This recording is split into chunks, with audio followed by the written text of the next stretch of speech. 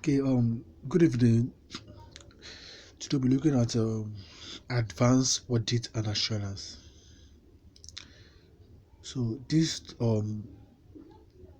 subject is a continuation or is a further to our experience in principle of audits from our previous audit class. Our topic for tonight will be laws and regulations on audit and assurance engagement, which is a broad topic. But to further ease us to understand this topic in details, we'll be looking at the content of the topic, which is one, the introduction to audit and assurance. So, though we understand the meaning of audit in our previous class and assurance, but today I will want to go further in assurance.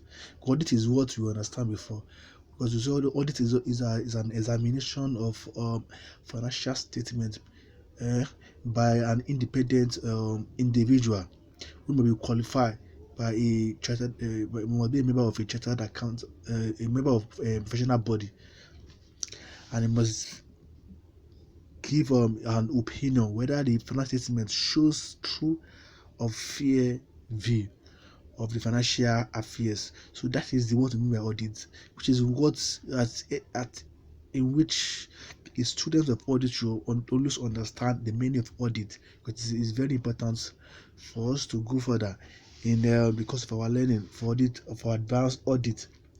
The need for regulations of audit and assurance service. So the number three is not there. I mean, it is the need for regulation of audit and assurance service. So we want to know, why is it that this audit and assurance service, it must be regulated? Because if you remember that in our previous class, audit is very very important, because each company wants to know if the affairs of the company is being run by what the management or the shareholders, or they are run in the major interest of the shareholders. So an audit is being carried out by a professional body. So this audit must be regulated by people or institutions or government institutions, to ensure that the person that is carrying out this audit is proven to be sound in audits. Is proven, and it's comply with the professional ethics and guideline of audits.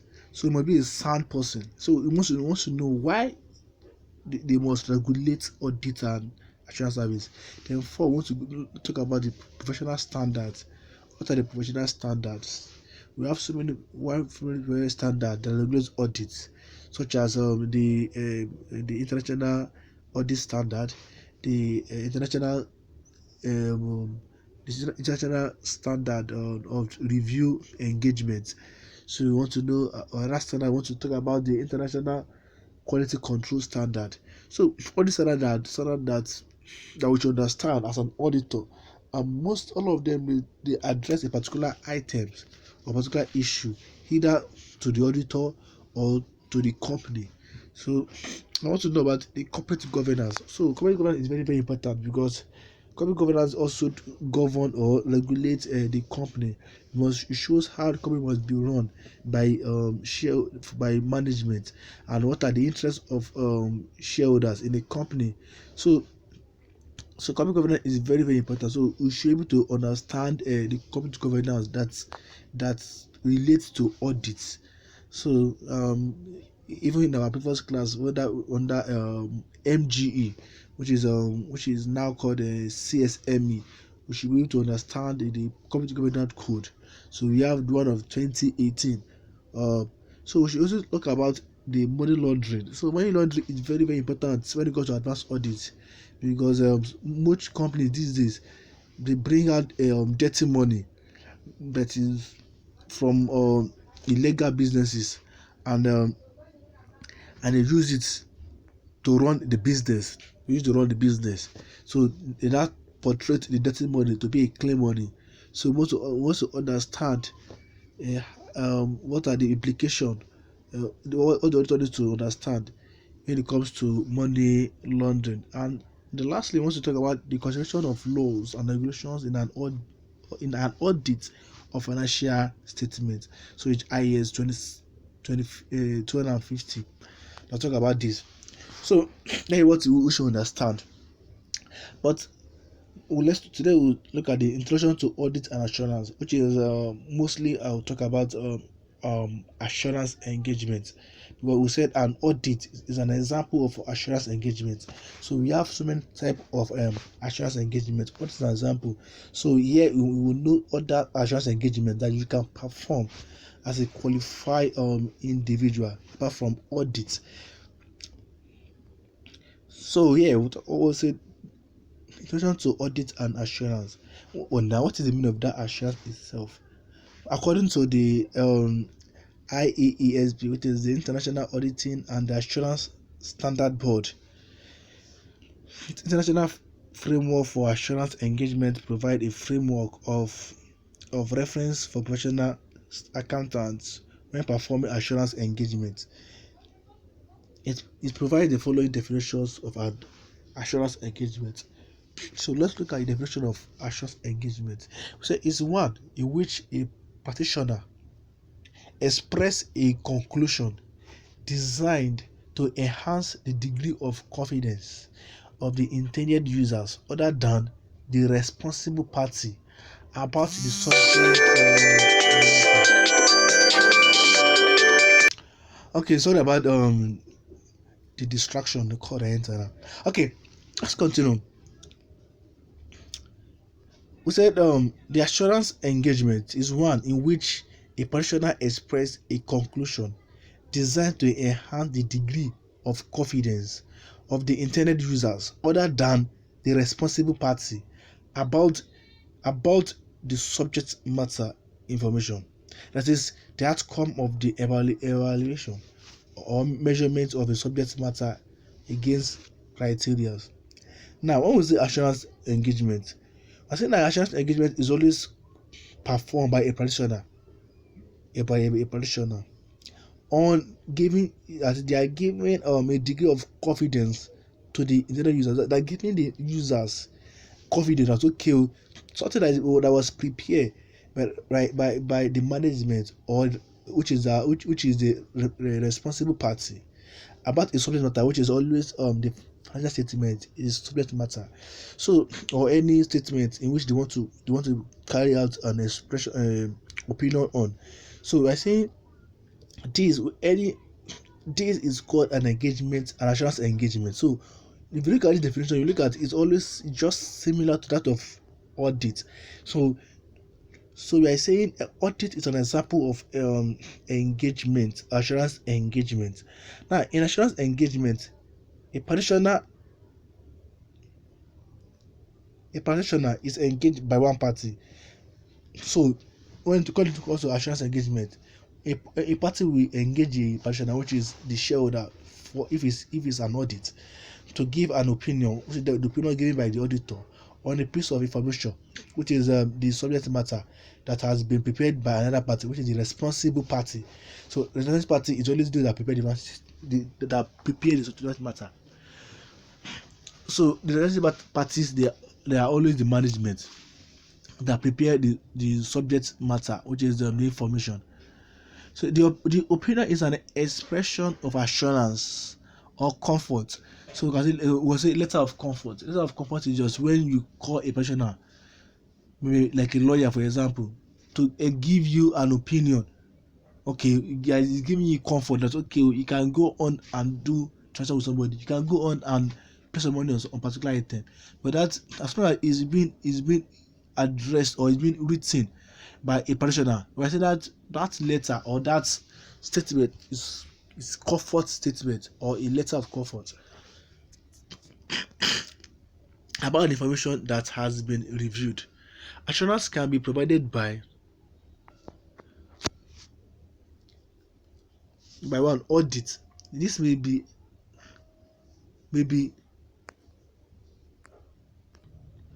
so assurance can be provided by audit, which may be external audit, internal audit, or a combination of the two review or a statutory audit is one form of assurance engagement. So also assurance can also be an audit, can be a system of audit. And when you say assurance, it can be given by the internal auditor or the external auditor. So let's talk about the elements of an assurance engagement. What are the elements of assurance engagement? What are those things that must be present before we can say this is an assurance engagement? Assurance engagement performed by a professional will consist of the following elements. So the elements of assurance engagements are majorly 5 elements. We say one, a three-party relationship. So before you can say this is an assurance engagement, it must be within 3 parties. Within the 3 parties, the 3 parties are the intended users, the responsible party, and the practitioner. So when we say the 3 parties, that means it must be within these 3 people. One, intended user. Who are the intended users? The intended users are the shareholders. Those that use the financial statement. So they are intended users, because they don't that will call the practitioner. Now the responsible party is the management or any individual that prepare the information that want to be delivered to the intended users. So we are saying the management. Now the practitioner is the auditor or a practitioner that carry out the review. Is practitioner. So if these 3 people are not on the table or on the assurance engagement, then we say it's not an assurance engagement. Now the other thing that must be present is a subject matter. This is the data to be evaluated. That has been prepared by the responsible party. It can take many forms, including financial performance, historical financial information, non-financial performance, processes, behavior. So when we say a storage matter, this is the information that the practitioner wants to review on. Then now when is the financial statement, we will say is an audit, but sometimes it's not really may not be only an audit. Now it might be on a non-financial statement or non-financial performance. So you must call a professional to come and look at our non-financial non-financial statements or non-financial performance indicators. Now to look at it, or to come and look at the company policies. Is it good? Is it in line with the current trend? You understand? So when a professional come in to review a particular statement, a particular information, we're saying that information is called the subject matter. Sometimes it might be okay. Is it a particular laws that the company wants to give to share to employees? They want to look at if it's good, if it's in line with the labor laws. So when you bring a practitioner, it might not be an auditor, it might be a lawyer, it might be. So as long as you bring somebody out by saying that's a practitioner or that experienced person coming in to look at a particular statement, a particular information, a particular data, by saying that data is the subject matter. Another thing that must be present is the suitable criteria. The subject matter is evaluated or measured against criteria in order to reach an opinion. Now, suitable criteria, we're talking about there are some things that must be in place before you say before we can say yes, this subject matter, or in which this subject matter will be reviewed to give a particular opinion. So if these items, these criteria, they are not there. For example, when we say the criteria, let's look at audits as example. When it comes to audit, it must be prepared in line with what? With IFRS. So the financial statement must be prepared in line with IFRS. So those are the criteria the auditor will look at. Okay, is it in line with IFRS? Does it meet the correct standard? Which standard did it wrongly interpret? So these are the criteria the auditor is looking at. It may also be in line with the international audit standard. So it must also look at, okay, it must also be in line with other criteria that the auditors are looking at before they draw their opinion. So these are the suitable criteria must also be present before we can say an engagement service is being rendered. Evidence. Sufficient appropriate evidence needs to be gathered to support the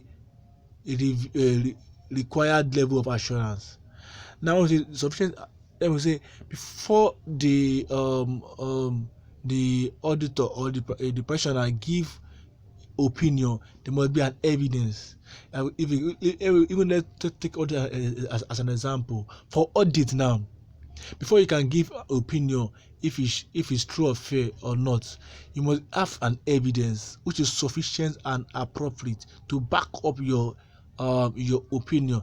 So the last not only is the assurance reports. There must be a report, an opinion that we draft to the intended users by the practitioner on the subject matter.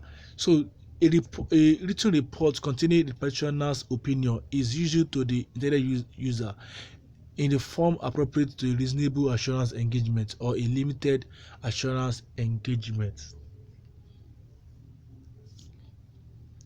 One way of remember this, so for you to remember this 5 elements of assurance engagement is using the mnemonic called the CRES. So you say CRES is criteria, like the suitable criteria. The arrow here is a report, which is the assurance report. The E is the evidence. There must be an evidence. The S is the subject matter, and the T is the 3-party relationship. So with this, we should be able to always remember the elements of assurance engagement. Now let's talk about the objective of an assurance engagement. What is the objective of assurance engagement? The objective of assurance engagement will depend on the level of assurance given. First will be considered reasonable assurance engagement, while a high but not absolute level of assurance is given. The international assurance engagement. The international standards or international standard on assurance engagement 3000 revised, who's talking about which is the assurance engagement other than the audit or review of historical financial information was revised in 2013 and applied to assurance report dated on after after December 15 December 2015. The revised international standard of assurance engagement distinguish between two forms of assurance engagement. So the revised assurance standard, the international standard on assurance engagement, they list two major type of assurance engagement, which is the reasonable assurance engagement, and the second one is the limited assurance engagement. What is these two? Reasonable assurance engagement, reasonable and limited assurance engagement. Now let's look at the reasonable assurance engagement. We say it's high but not absolute. We say a reasonable assurance, which is just like the one of audit, is always giving a positive form. Reasonable is always giving or expressing a positive form. It will express in their opinion. So they won't tell you. They always give a positive form in the sense that they won't tell you if a particular statement or a subject matter, if it's good or bad. They won't tell you if good or bad. It will just give you just like a reasonable to some extent. So it doesn't show that okay it's completely bad or because it must meet a criteria. Is not material. So a reasonable assurance is not absolute level of assurance provided by the practitioner. The conclusion expressed is a positive form. So when you look at audit is always give a positive form in most cases audit only give a positive form, which should be like this. An example: in our opinion, the accounts are true and fair. In our opinion, the accounts are true and fair. The accounts are true and fair. The objective of a statutory audit is to provide a reasonable assurance. If you can remember that when we talk about audit, we say audit is an example of a reasonable assurance, because audit will not give you an absolute answer. This word true and fair does not mean it's bad, and does not mean it's good. Does not mean it's correct. It doesn't mean that statement is correct. But when we say limited assurance, a limited assurance is a moderate level of assurance provided by the rational conclusion expressed in a negative form. So they will tell you using a negative word based on our review. So the reason why we say is a limited assurance that is a negative form is that maybe it's always come in when they call an auditor or a personal, if there is fraud in a particular company. So you see, based on our review, nothing has come to our attention that causes us to believe that the accompanying financial statement do not give a true and fair view. Okay, that is what we mean by a limited assurance. The objective of a review engagement is often to provide limited assurance. So when you provide a review engagement, the objective is to provide a limited assurance. Assurance services include a range of assignments from external audit to review engagement. Assurance provided by audit. Let's look at the assurance that provided by audit. An audit provides a high but not absolute level of assurance that the audited information is free from any material misstatement. This is often referred to as reasonable assurance. The assurance of an audit may be provided by an external auditor or internal auditor. So let's look at the meaning of audit and audit-related service. So the audit is not new to us. The meaning of audit is not new to us. So according to ISC 200, it states that the purpose of an audit is to enhance the degree of confidence of intended users in a financial statement. This is achieved by the auditor expressing an opinion on whether the financial statements of an entity are prepared in all material respects in accordance with the applicable financial reporting framework. A financial reporting framework may be provided, for example, by country-specific legislation plus international financial reporting standard.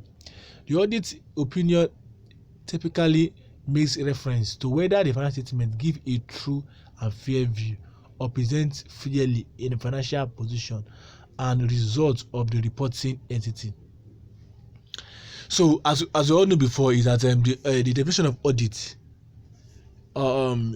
is that the audit must be carried on by a practitioner, by an external individual on a financial statement, showing or giving an opinion whether the financial statement show a true and fair view of the financial position as at a specific date. Now, that is audit. What is other items? We have other related audit service, which is we have other related service engagement undertaken by an accountant or firm of accountant to perform such assignment. One, review of data, agreed upon procedures, compilation. So these three are other related audit services. Other related audit services. Now let's look about review. A review is a voluntary investigation. The objective of a review engagement is to obtain limited assurance about whether the subject matter information is free from material misstatements. In contrast to reasonable level of assurance provided by an audit, a review A review into an aspect of the financial statement would provide only a moderate level of assurance that the information under review is free of material misstatement. The reporting opinion usually, although not always, expressed in the form of a negative assurance. So a review is that okay, based on our um review, there is nothing to show that the information provided to us is true, is not true and fair. So a review must use a negative statement to express them. A negative assurance is an opinion that nothing is obviously wrong. So you will tell us that nothing is wrong. In other ways, nothing has come to our attention to suggest that the information is misstatement. So if they will call it, okay, come and review this thing, okay, you must tell us, okay, nothing has come to your attention that okay is wrong. Though sometimes if it's wrong, then when it may not come in a negative form, but in most cases it's always in a negative form. The higher level of assurance provided by an audit will enhance the credibility provided by the assurance process, but the audit work is likely to be more time consuming than the review, and so more costly than the review. So audit is always more time consuming because audit may take 3 or 2 months. It depends on the volume of the transaction of that entity, and mostly audit is most costlier than a review. And another one is agree upon procedure. Agreed upon procedures are adopted in an engagement where the party, the client, hire the accountant, specifies the procedure that should be followed by the accountant in performing the engagement. Now when we say agree upon procedure, when the internal users, those that are called the accountants, they will tell you the procedure you must follow. Okay, this is what you must do. So this is, both of you agree upon the procedure. Okay, this procedure what you must do to carry out this is what we want you to do. They will tell you what you to do. They will tell you the procedure, how you must carry out your assignment. So that is, if it's what is what the client call you to do. So we say that kind of engagement is agree upon procedures. Compilation. With a compilation, the accountant is engaged to prepare information for the client rather than audit or check the information prepared by someone else. For example, a firm of accountants may be asked by a client to prepare a tax compilation. Normally, once a compilation is just like a tax computation. So in any computation, no assurance is provided in a compilation engagement. So just like a comparison, like tax computation. Normally, after the audit, the tax practitioner will come and compile the tax liability of that company. So when it comes somebody to come and prepare this, it's called compilation. It's a compilation engagement. So it's a tax computation. It's a compilation engagement. So other examples of non-audit assurance engagements are one social responsibility, corporate social responsibility. So when they call a practitioner to come and do a corporate social responsibility, to come and review it, so we say it's a non-audit assignment. Environmental policy, you come and to review environmental policy. Okay, they look at the policy. Okay, that is also is a non-audit assurance. Employment policies, to come and look at the employment policy, and to come and look at the non-financial performance indicators. So these are other audit engagements that will be carried out by by a practitioner. So which is also an example of engagement services. So with this we come to the end of the content of our topic, which is the number 1 of it. So our next class I will talk about the need for regulations of audit and assurance services. So with this we can understand it. If there's any question, you can always private chat me or ask the question directly to my WhatsApp account.